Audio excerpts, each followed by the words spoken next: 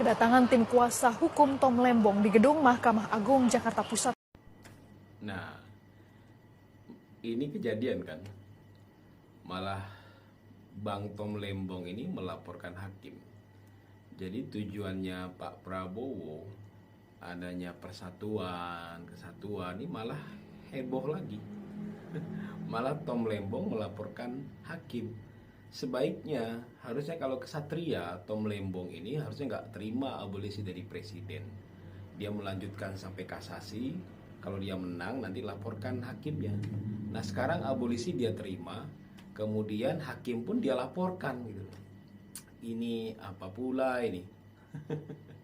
Dan lucunya juga bagi para pembenci Jokowi selalu saja mengkait-kaitkan bahwasanya ini menjadi bukti bahwasanya Pak Prabowo tidak lagi bersama Pak Jokowi. Padahal mereka juga tidak sadar. Kayak Said Didu, Rocky Gerung dan sebagainya, Refli Harun dan sebagainya bilang, si Ferry Amsari juga bilang, ini menunjukkan bahwasanya matahari tidak kembar lagi. Nah sebenarnya emang selama ini matahari kembar? Ya enggak juga lah.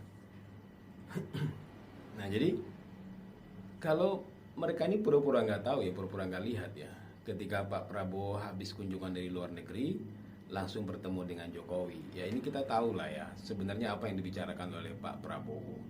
Pak Prabowo mungkin menginginkan begini. Pak Jokowi tentu ini imajiner saya ya. Pak Jokowi bilang, ya itu monggo, terserah Pak Prabowo, kan Pak Prabowo sekarang yang jadi presidennya, dan saya nggak ikut campur urusan hukum, ya kan? Monggo Pak Prabowo mau Indonesia mau diapain, terserah Pak Prabowo, sekarang Pak Prabowo presidennya. Dan artinya Pak Jokowi pun tidak ada ikut campur di sana, ya kan? Terserah Pak Prabowo. Ini asumsi saya, bayangan saya Pak Jokowi akan bicara seperti itu. Dan bagi teman-teman pendukung Prabowo Gibran, saya juga memanggil, tidak usah kita baperan, tidak usah juga kita marah-marah. Ya kita kecewa itu boleh, kita kecewa biasa saja, tapi kita nggak usah ikut-ikutan kayak para pembenci-pembenci itu, kemudian kita merendahkan Pak Prabowo. Mungkin memang kita kecewa Pak Prabowo selama ini mengatakan komitmen terhadap orang yang korupsi, tidak dimaafkan, mengejar orang yang korup dan sebagainya. Tapi saat ini Pak Prabowo memberikan amnesti dan abolisi, ya itu sudah menjadi keputusan Pak Prabowo. Nah, yang jadi kalau saya melihatnya kan beberapa teman-teman yang pembenci Jokowi, Rocky Gerung ini masih bawa-bawa Jokowi, ngapain itu?